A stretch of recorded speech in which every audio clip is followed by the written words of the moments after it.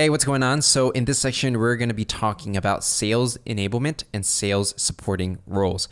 Now, my goal for this section is to show you different type of sales roles that are not just the SDR, account executive, and account management, but, giving you a holistic view of other branches you can reach out to or, start looking into, not just the actual selling side of sales, the sales roles that support the sellers. So let's go ahead and dive in. So you got to understand that not all sales roles are about generating leads and closing deals, right? There are going to be a lot of supporting roles as well. There's this whole ecosystem actually of supporting roles that you can learn about. And a lot of people actually don't know about this because they focus so much on, generating leads and closing deals. But to be honest, when it comes to a large organization, there's a lot of moving pieces to get a deal done and to actually make the customer happy. So some of these sales roles that I'm going to be talking about in this section get paid a salary plus a commission. Others will get paid only a salary because they're not too deeply involved when it comes to actually closing a deal. And sales supporting roles, their main job is really to help sales development reps and account executives and account managers generate leads and close deals, right? So the main core three, I would say, is sales development, account executive, and account managers. And then sales enablement basically enables them to sell better, close more deals, generate more leads, and things like that.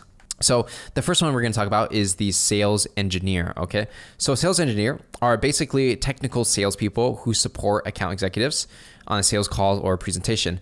So when I worked at Oracle, right, I was an account executive, and there are times where the customer wants to talk really deep into the technical aspects of how the software I'm selling integrates with everything they have. Now, I'm not a computer engineer. I'm not someone that codes. I'm not the person that is going to do the work of actually, installing the thing that they need installed, right?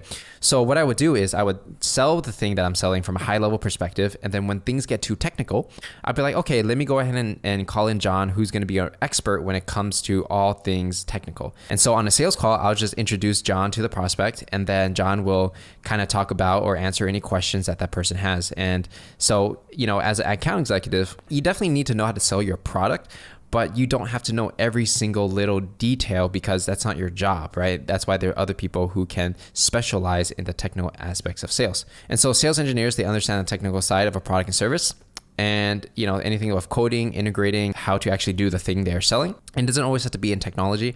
It could be like, let's say you are selling advertising services and you want to bring on an ad buyer, and they're the guy who's technically in charge of buying the ads, right? And it's quite a technical job.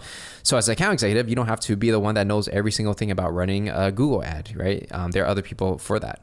And so account executives, you have to be able to talk about the products and services from a high level, but for very complex deals where multiple people are involved, sales engineers are usually brought in later in the conversation or the middle of the conversation to talk about technical details, especially if you are selling to a CTO, right? Chief Technology Officer, Director of IT, and roles like that. Now, there's also other roles in sales enablement, which is sales operations. And sales operations, basically, they create systems and processes to enable sales reps to be more efficient, right? Helping people, especially when it comes to, they're going to be looking at the company's CRM, customer relationship management system, and that's going to be a database of all the customers they interacted with. And they're going to look for opportunities to increase revenue, right? They can see who are the top customers that spend the most money?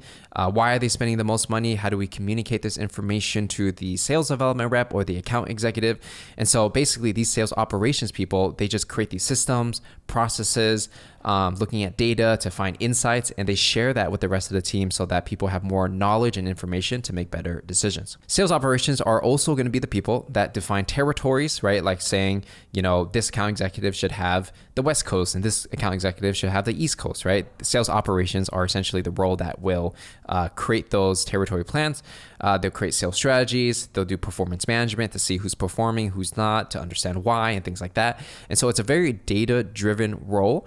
And a lot of it comes down to really looking into the CRM to see the activity that sales reps are doing and to find opportunities for them to increase sales, okay? So sales operators, they don't necessarily talk to anybody on the phone to sell.